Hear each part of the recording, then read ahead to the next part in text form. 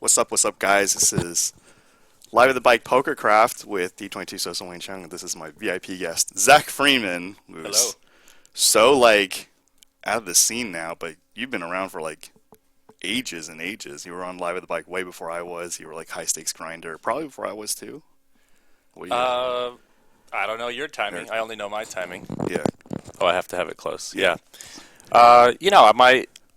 My poker was kind of linear progression in stakes. It was no huge jumps. I started probably one of the few people that started at live 1-2 no limit. Oh, okay. So it's yeah. probably, That was when I was an engineer in like 2005-ish. wow, okay. I No, play at the Hustler Casino. I Yeah. was slightly earlier than you. Let's just start with your story and then how you got into poker, and then go through your extensive history because it's Sure. pretty huge. All right. So yeah, I mean that's kind of a little bit before that. I came down to the South Bay area for an internship as an engineer. SpaceX. I'm just kidding. Yeah. Maybe. Well, I mean similar. Yeah, I was working for Northrop Grumman at the time, and so I had a lot of time, free time on my hands, and didn't really know anyone in the area. So just like anybody else in school during grad school, we were just playing little $10 tournaments and decided What year was this? I was like 03, 04. Okay. So Yeah. about the moneymaker boom. Yeah, it was Approximate like time. when the games were really good, but I was just one of the fish too. Like I couldn't even beat those games. We all have to start somewhere, right? Yeah. So so I said, okay, I'm going to go to the casino and started playing $1, $2 no limit, and I would take like meticulous records. I still have them, little notes on players and my sessions. That's awesome. And yeah, so and my lifetime graph looks pretty funny because it's just, my big swings were like $120, and I kind of I just did that for a whole summer, and then when I moved down here to be an engineer, I'd work like, I'd play whatever you want to call it. I'd play like twice a week after work, and Twice a week. yeah. I just don't want to get you in trouble with your old bosses, if you were late Oh, and took yeah. sick days. Yeah, no, those Twice a days after a winning session were fine, but the days after a losing session were definitely tiring. Yeah. So yeah, and I just kind of built that separate role, and it became a serious hobby that I tried to get, just the normal progression just was on 2+2, learning things, and Yeah. and then let's see. So yeah, at one point I was doing pretty well in poker.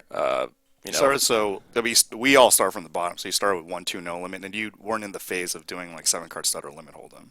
No, I just played Yeah. no limit for a long time. I remember the first time I played 2-5 no limit, and just thinking like everybody knew what I had.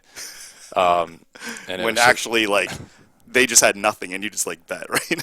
yeah, I mean, I just remember being pretty terrified. I also have this other memory. It's like this distinct memory when I was going through a downswing at probably 2-5 or something. What year was this? Oh, I don't know. Maybe I was still an engineer, probably. Well, yeah, for sure, given the thought process I had going on. And I remember I'd lost like whatever 5 sessions in a row.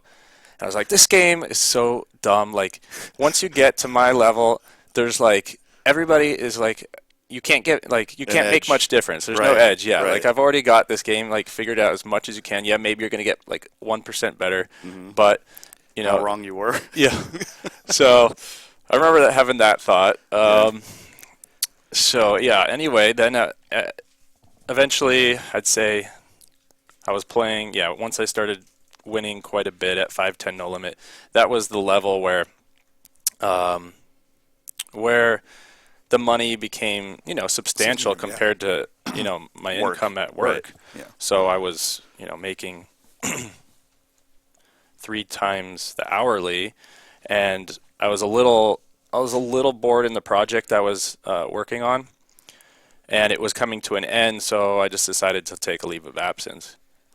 And funny enough, yeah, I was getting these symptoms of stress from work, from being kind of like bored, Yeah. and not doing and just feeling like trapped, and just working with people like 30 to 40 years older than me that I didn't have anything in common with, and Wow, that's like for engineers, Well, I that's was, like strange. well, because there was a lot of retirees that were like staying on because it was a legacy program, and they were trying to, Oh, they had okay. to use their expertise, and so yeah, it was.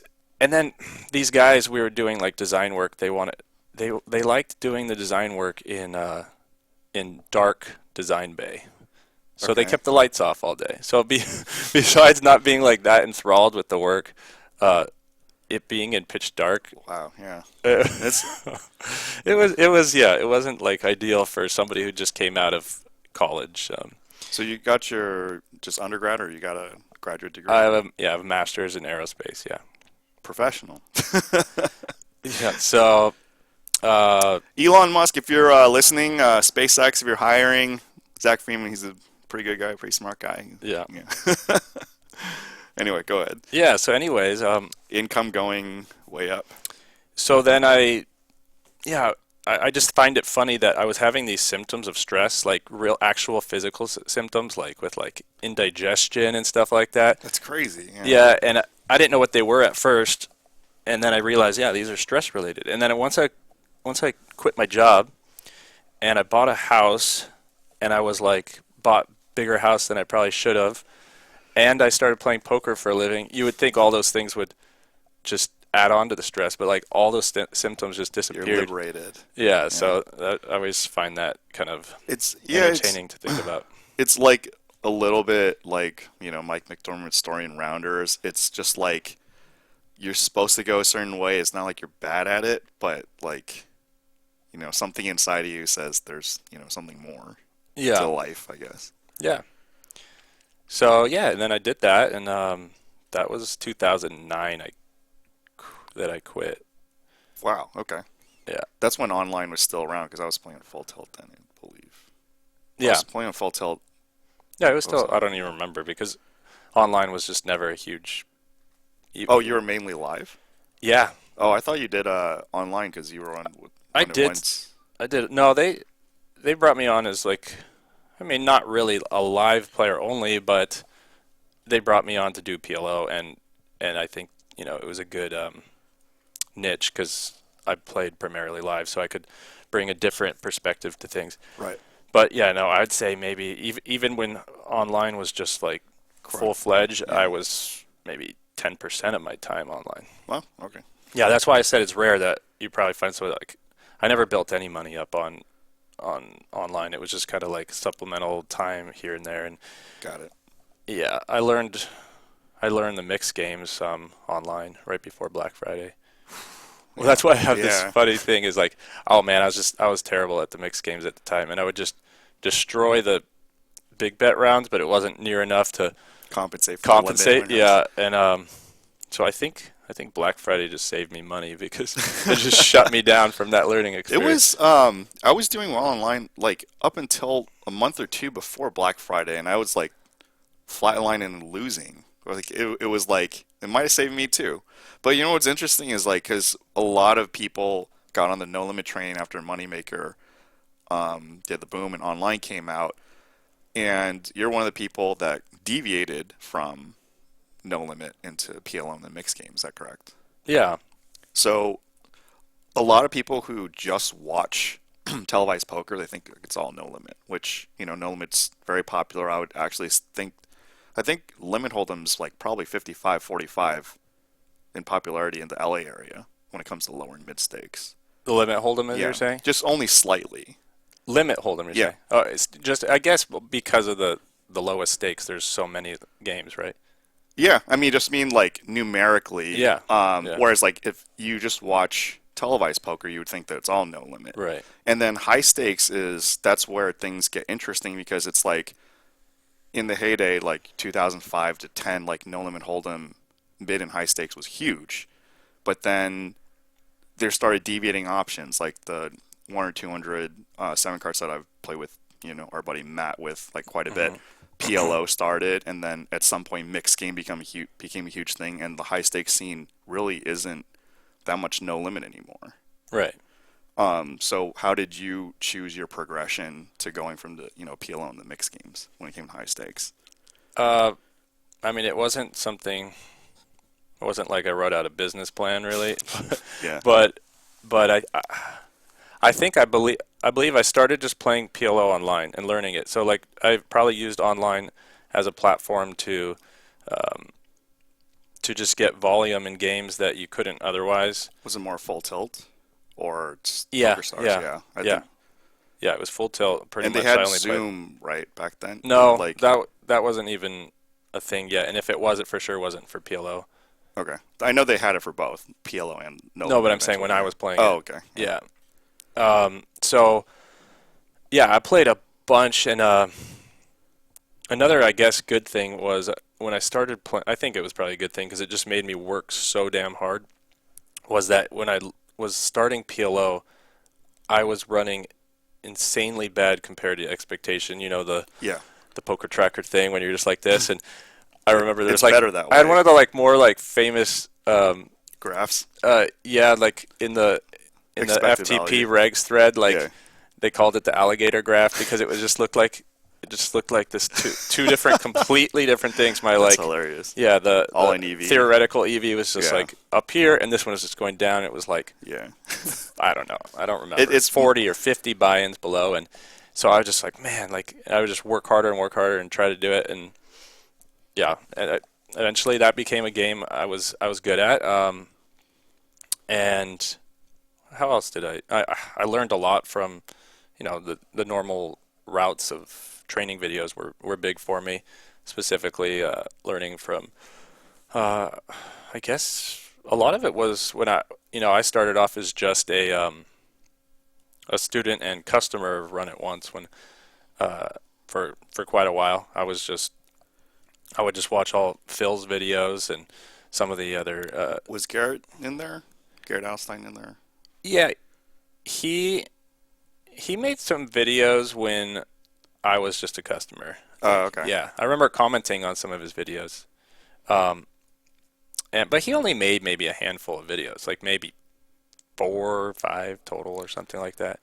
I mean, Maybe a little more, but once you're in the content creation space, then it just like even creating like one, like the first one is yeah, like a big hump to overcome, and doing like four is you kind of like you see like where you want to take something. So I don't know. I think it's a big step just to even create stuff.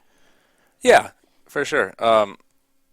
I I think I've made, I guess through the years, just on and off. I think it's something like 50 videos on there or That's a something. lot. Yeah. Um, for a while, I was making a lot of them, and then I decided to. Well, let me just back up to, yeah, I guess to the Run It Once progression. So I just contributed a lot in the threads, and in the early days, Phil Galfond was very active in the threads. It was the site was new; it wasn't all that big, and he was trying to promote the site a lot. And Right. nowadays he's just so busy with his Now he's whole got the challenge going on. well, the challenge and also The poker site, new the poker poker site. site, Yeah. yeah, and other things. Shout So out to him for like just continually contributing to the game. It's like yeah, it's hard to hmm stick around this long, and it's exhausting, yeah, like playing and content creation. So for sure. So then, yeah, there was he and I would we built a kind of relationship through the forums. He liked my input, and I was always kind of uh, chiming in on different on all his videos. Basically, I'd watch all of them because I just felt like he was the best content creator. Plus, a couple of guys like Odd Otson and some other guys that I would watch their PLO videos. So then the community, I guess, just but somebody suggested like, hey, hire Zach, and then Phil said, oh, okay. So then then he's like, direct message me or something, and then right, and then we got to know each other a little bit better through that relationship and some other things, and so that's how I started making the videos. Um, and yeah, like you said, it's the content creation is you get through working through it, you get a lot better at it and a lot more yeah, polished. I remember the content was fine in the first couple ones, but the delivery was pretty weak. Yeah. right. Like yeah, it's a like for those people thinking about going to content creation with poker. One, obviously, get your ability to where you have enough experience and credibility. Second of all, it's like don't expect your first video to be that great. Even completing it, I think, is a very big first step. And just if you want to continue that path, you constantly hone your craft. Or if you decide it's not for you, congrats for like creating one. It's like now you have a piece of work to contribute to the poker community, and then you can Yeah. move on. For me, it was, it's kind of a double-edged sword, but overall a big positive. The negatives came later down the road. Sharing information, Well, yes, but also just notoriety and just reputation. Um, harder uh, to get into games. yeah, and yeah, especially if you're doing like trying to play in a private game, and I don't mean the private games we have nowadays, which are all games, but I mean Shots fired. I just mean actual like games in like a So this, nice home or something. It's like random people will know who you are more often. yeah. I mentioned this on previous broadcasts, but I'll explain to the audience. So poker works different than other industries because, like, the better you get, nobody wants to play with you. Or if you're a TV player or have a high reputation, then, like yourself in that case, they may play with you once or twice, and then you're just not invited. In fact, you're locked out.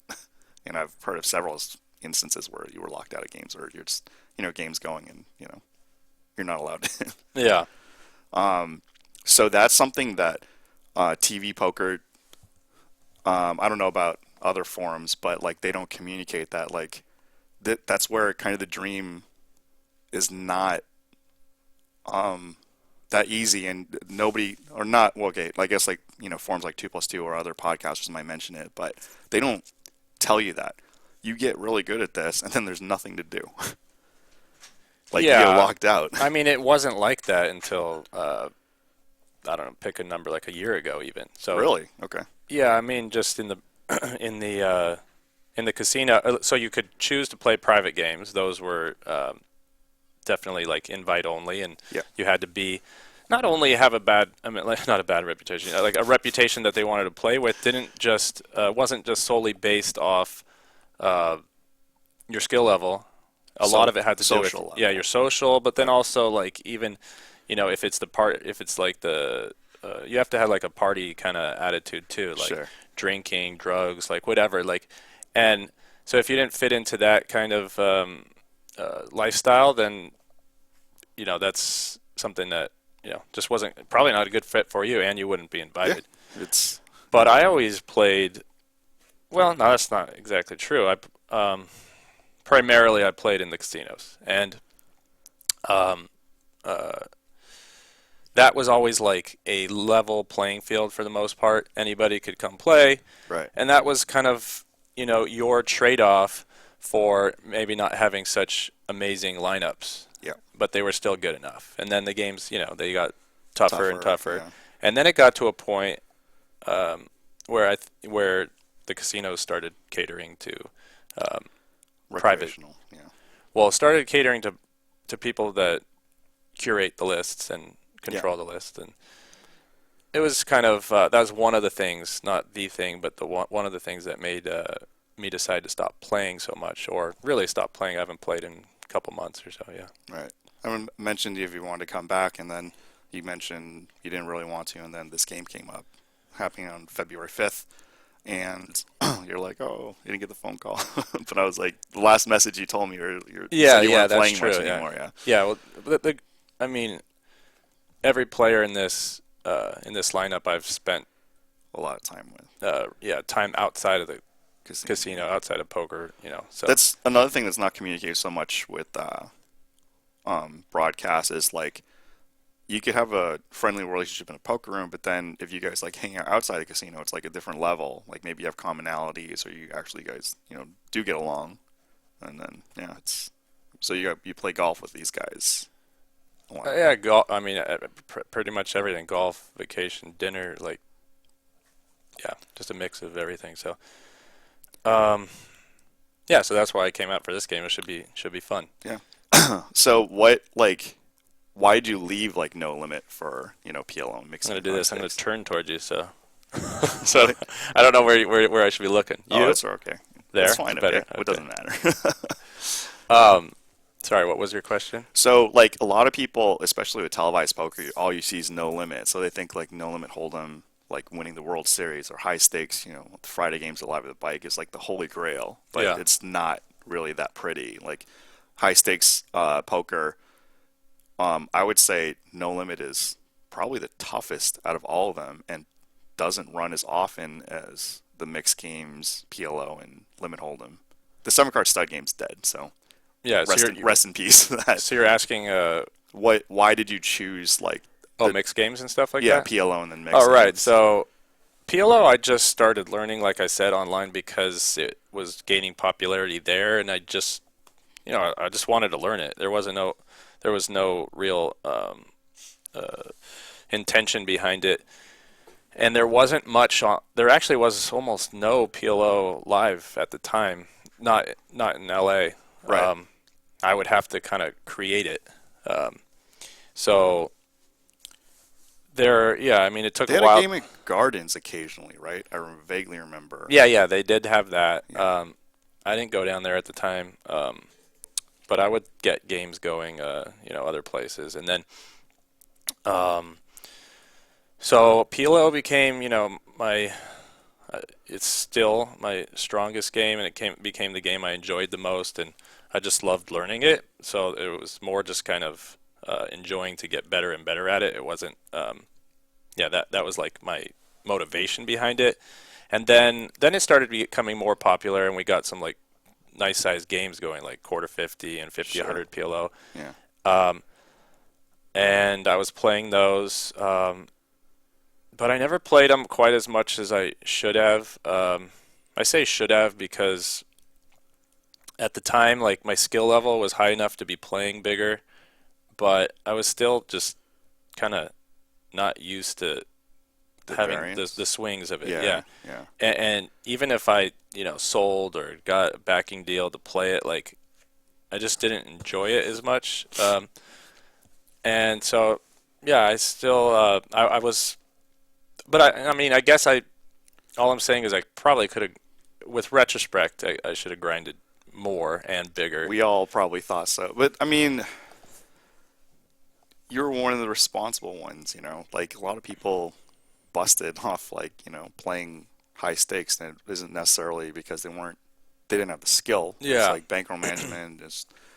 It's a really tough lifestyle. So then PLO started. There was a little bit less of it going on, and all the high stakes action was kind of progressing to mixed games.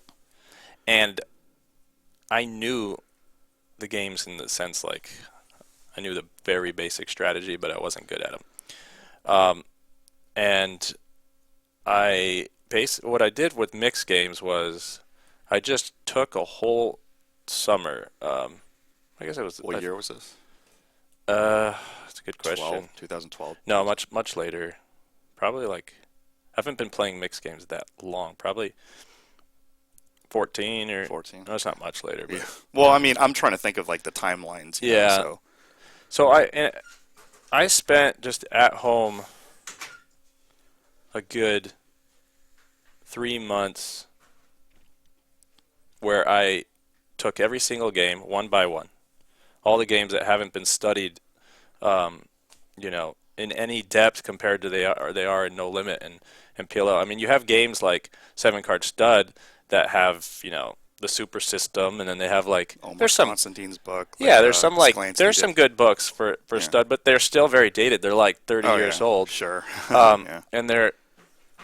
and I use those as like a starting point, but there's also games like Badusi and Badugi and the new invented games like Drama Hot Drama High, Drama Hot, and Deuce of Seven. Yeah. and Archie and all these games. There's like Yeah. no literature on, and so I would just start with one, and I had some pretty creative ways of breaking them down to actually be able to use other poker software, like even using PioSolver Extrapolate. to build strategies for No Limit Deuce to Seven um, and doing that with with every single game basically.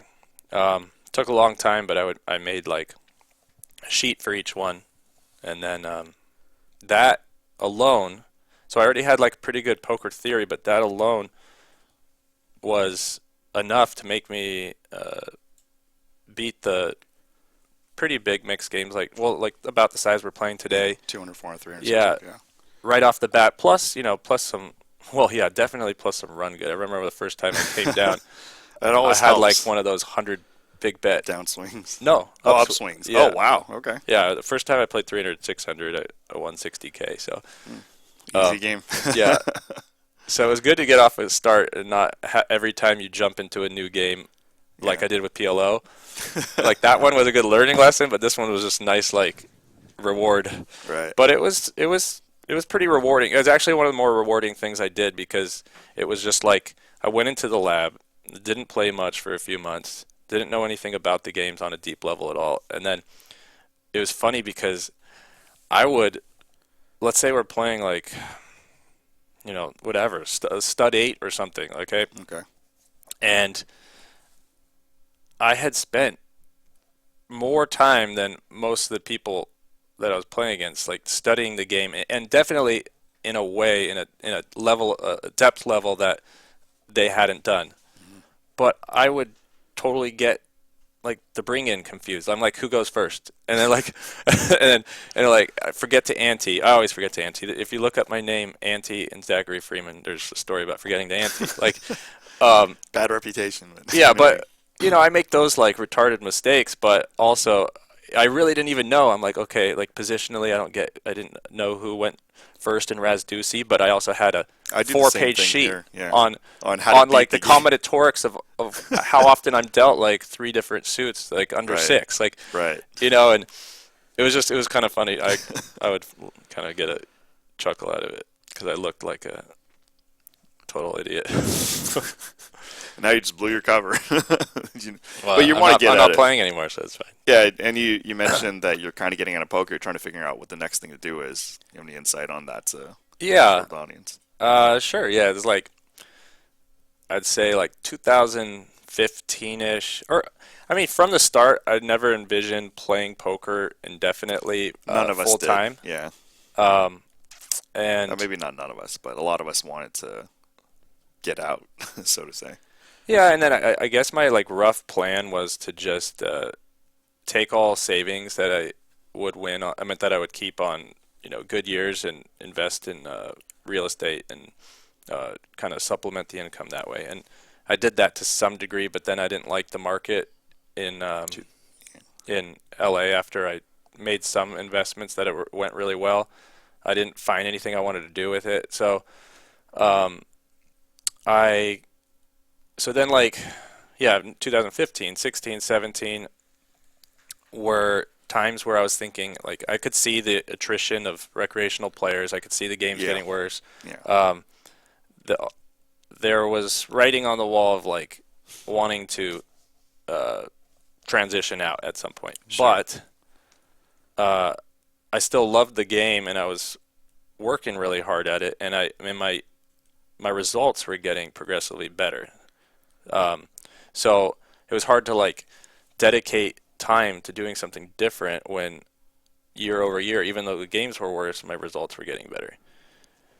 So then I'd say like 2000, mid 2018, I went on big downswing.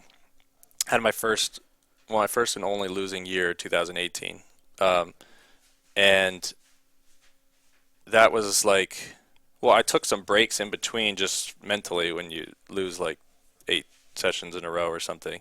Um, but then it was like a combination of using that downswing as a catalyst to dedicate some time to look into some other things, and then the privatization of the games, Yeah.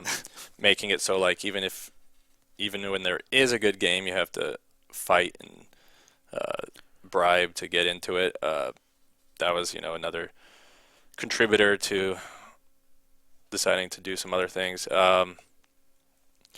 The people, there was like I used to have a lot of friends that I enjoyed being around playing, and then like the characters that were playing, the people that were controlling the games were pretty distasteful to spend time with. So then, I added it all up, and I said, okay, it's Time to move on. time to move on. I mean, I'll still play, but Something like this.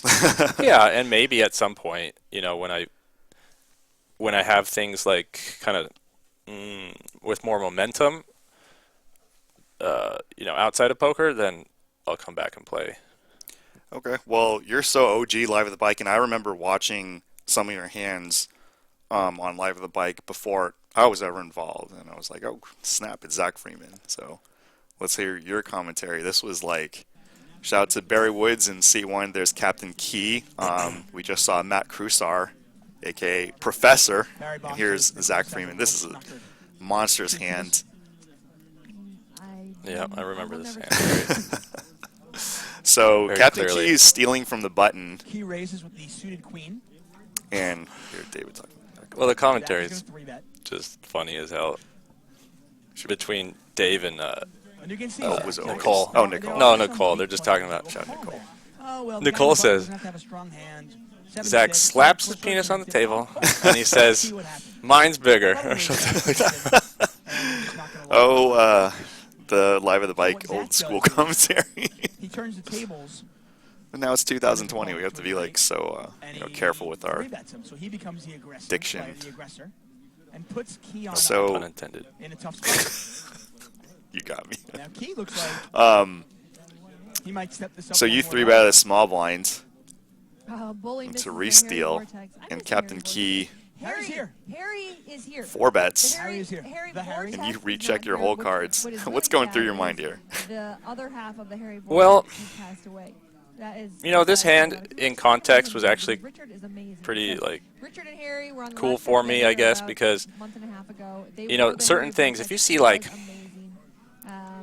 so random example, but if you see like a spot where somebody bet like 1/4 pot in a flop 6 years ago, you would just be like, oh, he's doing something very creative, right? But like this was at a time where like there was some 3-betting. It's not like it was ancient, but it definitely wasn't a spot where like people were 4-betting light often. And I actually didn't know, I didn't know Key very much. Just, by the way, that's another part of the game. but looking at him, just look at him. I mean, he looks like he's ready for war. So he doesn't look like he's gonna just come in here to relax. So I got the sense that, well, first off, to start, like if you're gonna play everybody knows and quality Zach certainly poker, knows, like today, the player on the here's the button thing, it's doesn't kind of a have strong tangent, hands, but you raise. So there's Zach is plays, gonna some of put my pressure. most favorite plays ever, He goes to the next most level favorite and hands goes, I "I ever know played you know." are hands I might not even play the same way today. Oh, It yeah. kind of makes me, Go even one step further, 'cause Zach goes, I don't know, not what I sad, know." but it makes me, And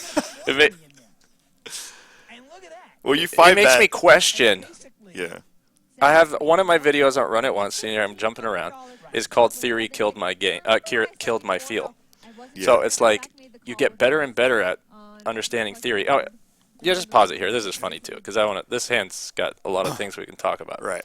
Okay, so yeah, 6-7 off is not a hand we should be 3-betting in the small blind. Okay.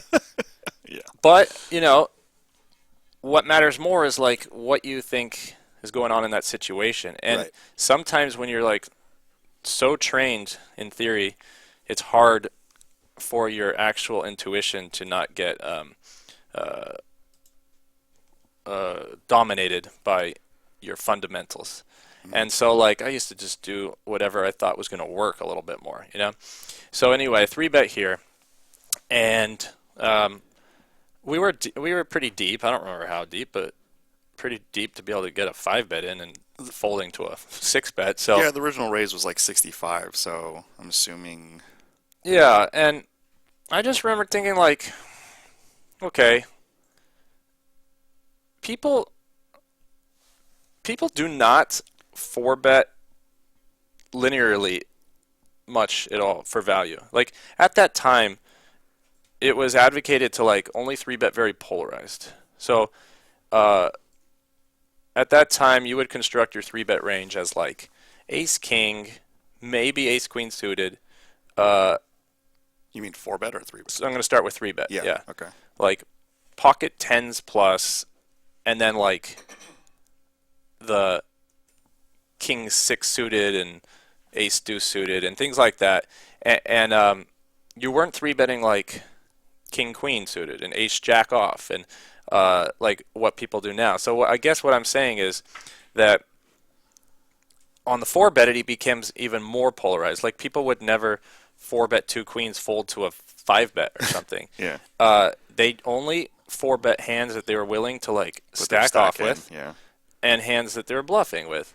And at 300, 400 big blinds deep, whatever we were, the hands that you're willing to stack off with are two kings and two aces. Two queens are just almost always calling. So I just kind of felt like, okay, so if he's only doing this with aces or kings, like he doesn't need that many bluffs for him to be bluffing a lot more than he has aces or kings. Yeah. And it just kind of like, you know, it was only it was no deeper level thinking than that. I just decided, you know what, like just the way it is, like I think he's just probably bluffing enough for me to make that move. And I always was not like extremely aggressive pre-flop. So I remember the hand kind of being, you know, proud of myself for fostering that read and then executing it. Here's another thing that's kind of rewinded a tiny bit, because like if you are really good, How far? right there is fine. Okay, whatever. It doesn't matter. All I'm getting at before you hit play is that nobody in the comments, I mean, none of the commentators, and you when you're watching it, and me even when I'm looking at it right now, can tell that I was nervous during the hand. So I play. But I was very nervous. Okay. Well, So like, I guess what I'm bringing up is that even though I knew the play was right, like I'm kind of high strung, and I'm not like some people probably would be completely calm. But even somebody who's like really good at poker, I still was like, my heart was just like pounding, yeah. and I feigned like I was so nonchalant about it. I remember like I grabbed the iPad after and was making like an OFC move or Yeah. something, but really I was like, and like I just think that it's funny because if you were an expert at identifying like how people are feeling, like it doesn't matter. You could just, if you saw that, then Key could just put the six bet in, and it Yeah. doesn't. It's just so powerful to be able to read people, and I feel like Sure. the amount of turmoil I had inside has to be apparent to some level. But All right, I'm hit play. yeah, Look at that. And it basically Oh, I guess we gotta it rewind goes it to the even next more. level. Raising. Everybody knows, and Zach certainly knows, that the player on the button doesn't need a strong hand to raise. I mean, yeah, just looking at it, I don't think it looks like I'm. He goes to the next level and goes, well, I know I'm you gonna throw myself under the bus. Like that I know this. when I played on camera, like I know what I was thinking, I was feeling, and when I look at myself, I'm like, oh my god, I'm exhibiting so much. But like only you know, because you know what you were thinking. And it basically Like we could pick up stuff like watching this video a little bit in retrospect, but it's never going to be as much as you pick up because you're the only person who knows what you're actually Right, thinking. right. And a lot of the stuff you say about live read stuff is really true, and that's something. Yeah, I rewatch it, and I like looking at it right now. I can't tell other than I just know how I felt. Maybe I'm wrong. Maybe And the other thing too is we know playing on camera, there's a limited view. Like when you're actually there, you see so much more than what the camera picks up. clearly. Yeah, except when you're in the hand. Yeah, Like you watch exactly. people play, and you're like, dude, it's so obvious he's Right. bluffing here. Oh or yeah, at when it. you're a third person. When playing, you're in for the sure. hand, it's harder to see that stuff. So. Sure, but you do see a better view, and you also have more context because you've been playing with the person for like quite a while. So a lot of people who see these YouTube hands that are clickbait is like, it's really out of context. Like you don't know the player's relationship, you don't know Yeah. what led up to that point. Before you play this one, we talk about like hands that I would not have played the same nowadays. Yeah. Possibly. I say that with the caveat, possibly. I can tell. I can, relay you through probably my favorite hand I've ever played. Yeah. It was a 5-10 no limit game, and the only read I need to give you is on the button. He's like a very. People might even know who he was, but I just won't say who it is. But he's like he was an aggressive player, winning player, but very aggressive. And like you know, people would say aggressive players are unpredictable. He was almost like a little bit predictably aggressive, you know, and he was a good hand reader in the sense that he was able to assess other people's ranges, but it was like he wasn't as cognizant of what his own range was, and it was this time where I took advantage of that to like a very extreme level, and so type player raises an early position, and there's like, you know, like there always was, like 4 calls or something. He calls on the button. I call in the small blind or big blind with queen 9 suited. Okay. Flop comes king queen. That's this hand, I believe. No, Oh, it's no, definitely it's, not this hand. It's definitely not this hand. Is it in this video? I know which No, hand it's you're not on. talking about. No, you don't. It's Okay. not. It's not on Live with the Bike. Okay. Okay, go ahead anyway. So it comes king queen 4 2 hearts, King, queen, 4. Yeah. and it checks around. He checks the button. Okay. Turn is a 7, offsuit 7. Goes check. Okay. I might have missed a check there, but it checks around. Sure. Okay. River is at 8 of hearts, completes the flush. What I say? I had queen 9 suited. Yeah. Did I say hearts? I don't have hearts. Okay. Okay. I obviously, Whatever. Yeah. I have queen 9 suited, but get the no, point. yeah, a middle pair. So then I check again. It goes check, and the button, the guy that I'm talking about, he bets like 3/4 pot, which is like maybe whatever it is, $200 or something like that. Yeah.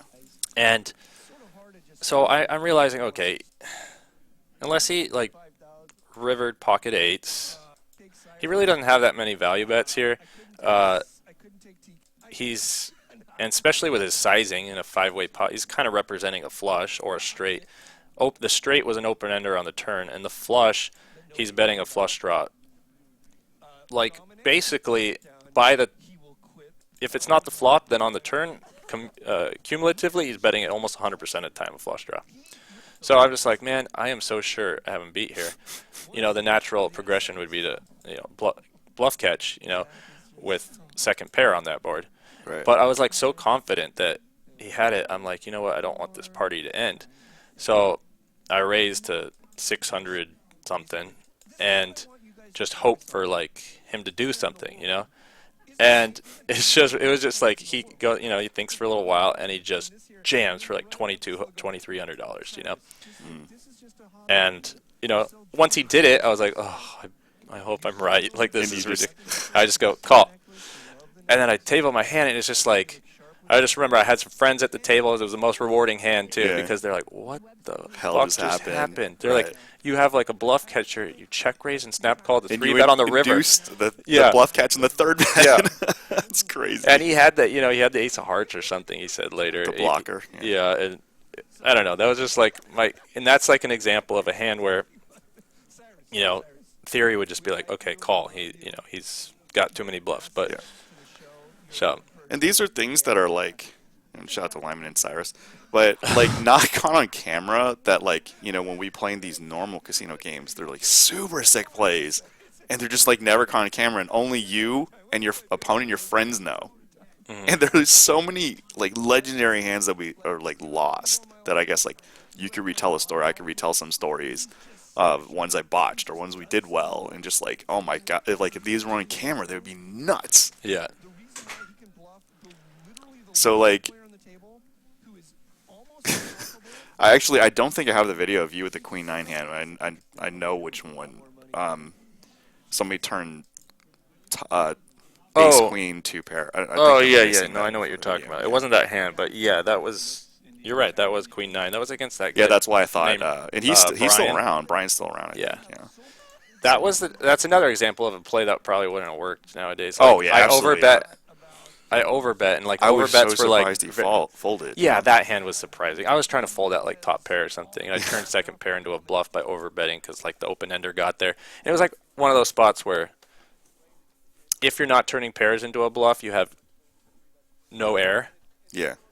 Because I check called the flop on king King, queen, queen, like 4. rag or something. Yeah, Yeah. that's why you thought it was the same Yeah, that's hand. why. Yeah. I have It the was same very hand as- similar. yeah. And it was Queen 9. King queen 4, right, and then the turn It was an ace, and he had ace Turn was an queen, ace, exactly. two pair, and Yeah, then the river. and then I overbet river. Yeah. Yeah.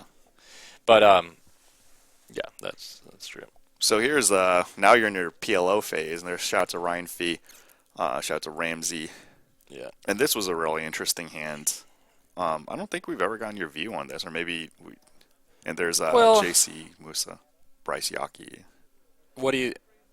I mean, not to say. What do you think's interesting about the hand? Because I don't. Okay, Find well, it that I'll walk it interesting. through, I guess. It's definitely cool to watch. So UTG King Queen 9-8 seems a little loose. That's funny you say that because what's his name? That guy that backed out of the Galfond Challenge first. Jane Andes? Or Yeah, no? yeah. Okay.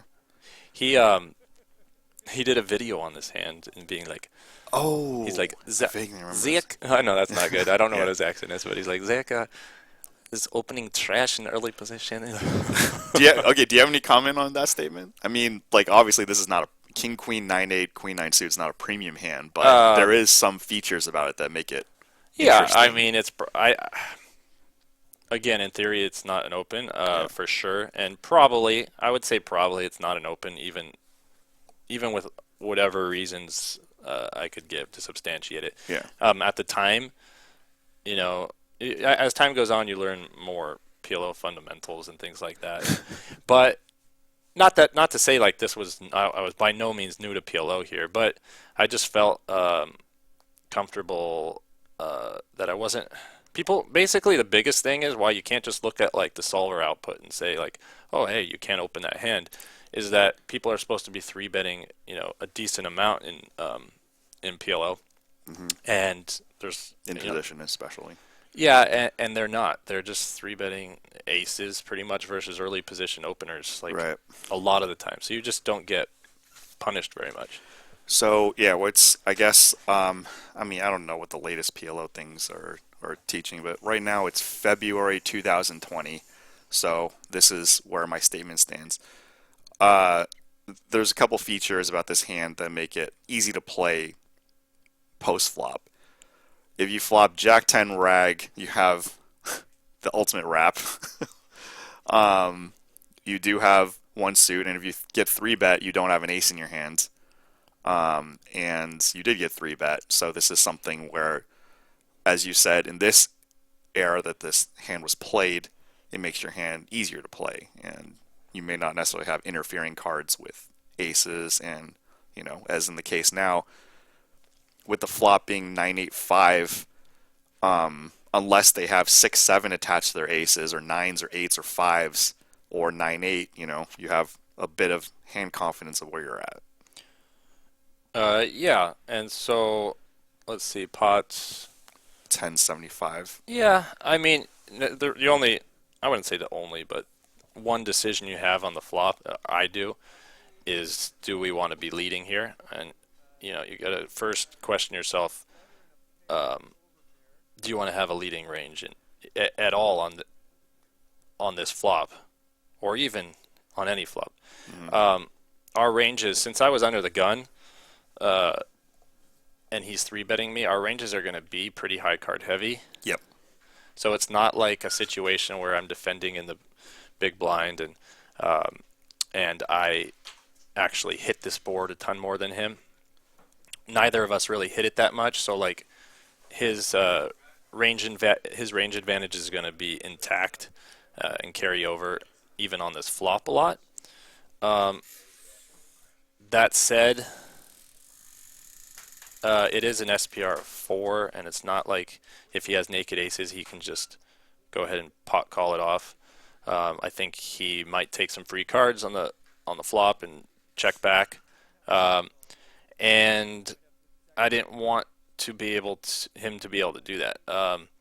So I felt like, given that he would probably be checking a lot of his aces here, I decided to go ahead and lead, and I led just, I guess, a normal size. And he calls, and he has an interesting hand because he has no spades, or definitely no ace of spades, no ace X of spades. Well, yeah, and and he I has- mean, Go ahead. not to bash Lyman too hard, but sometimes he butchers the The commentary. analysis. Like, Yeah.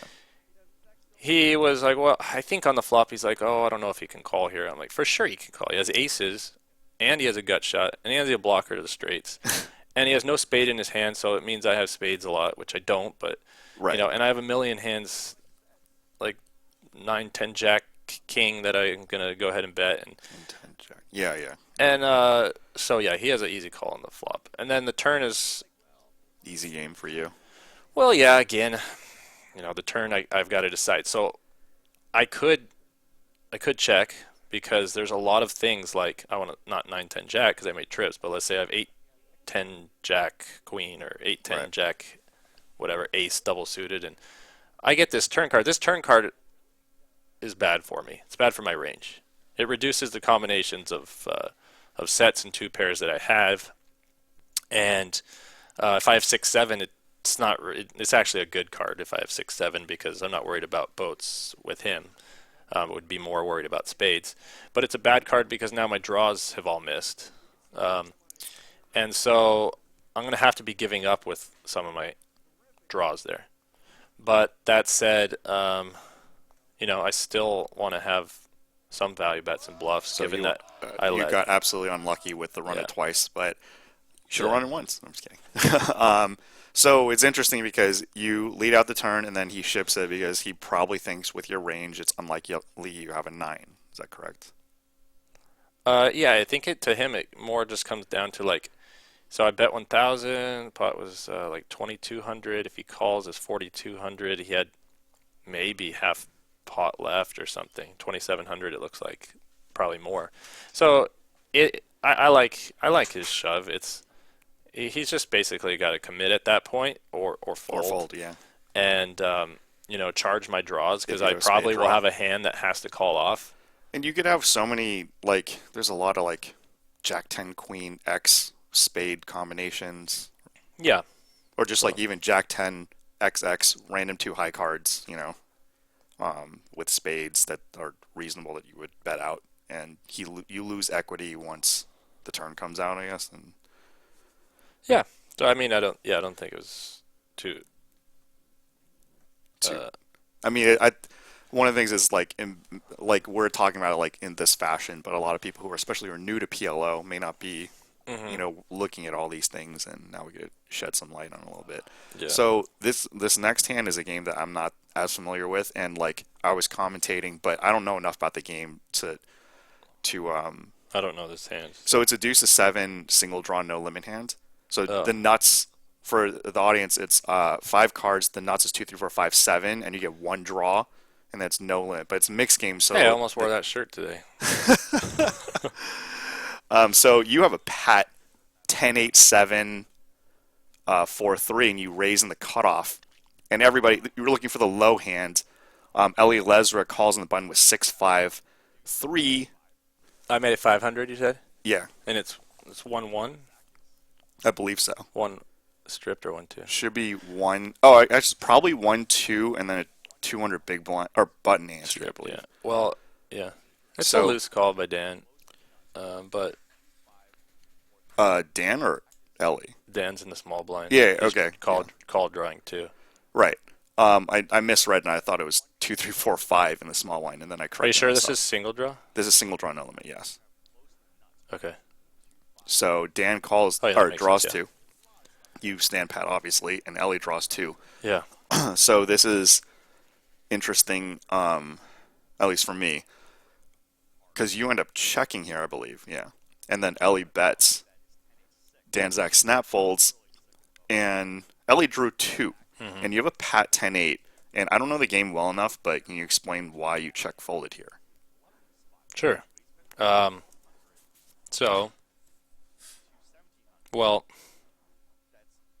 how do I start? My decision to check is pretty that's pretty, I would say, standard or Right. just not. It's the only way you can bet a 10. So when you value bet, right? Let's go real basic. When you value bet, you got to get called by worse, right? So Right. like, there's no hand that like people are gonna call thinking I'm value betting worse, most likely. So the only way to get called is if they put me on bluffs, snows, which I will have some, but we aren't going to be wanting to value bet this week. I mean, it's not the bottom of our range because on the cutoff I'll open all my jacks. Some of them I'll break off. A lot of them I'll break off once get 2 callers, but the roughest ones I'll have some jacks, but this is still bottom 20% of my pat range. So, it just doesn't make sense to be value betting it. Right. So checking it is fine. I mean, is right. And Yeah. then now how often do you have to call? Well, if you talk from like a theory standpoint, you'd have to look at how much he bet compared to the pot and how much we have to call to, make his bluffs indifferent and all that. But when it comes down to it, 1,200 to 1,700. yeah. Okay. So the thing is, it comes down to more so it comes down to people. You can make some player pool reads and player specific reads too. I mean, I play with Ellie a decent amount, and he's gonna make bluffs that are believable in the sense like it's kind of like a leveling thing of when people are gonna bluff. You said, well, he drew 2 and you folded. Like, Yeah. well, that's almost exactly why I bluffed. I mean, while I folded, because I To just be believable. on the level he's on, I just don't think he's gonna try to win check 2 and like he's gonna go ahead and fire drawing 2 against a pat hand. So if he drew 1, you would be more likely to 1, I think call. I would be closer to calling in that particular spot. Now, obviously, if you go ahead and start applying that all the time, then it's just completely nonsensical. Sure. But you have to, you can make you definitely can find spots like that. And he actually just notched you, which is pretty crazy. Yeah. 10-8-6 versus 10-8-7. And I remember talking to Dan Zach after, and again, I'm not that familiar with these games, and he said he was surprised that you folded. But, now we get an explanation, and it seems totally reasonable. And now I learned something new. Like, if it was one draw, it's more likely that you're bluff catching. Yeah, Or against just- that in that specific spot, against that specific player, all that, yeah. All right, and we're going to wrap this up, and this is going to be pre-recorded, and you're going to head in for the February 5th 200-400 mix game right about now. And Elon Musk, if you're listening, this pretty bright guy, you should interview this guy for SpaceX or anything. All right. All right. Thanks. Good Thank luck you. today.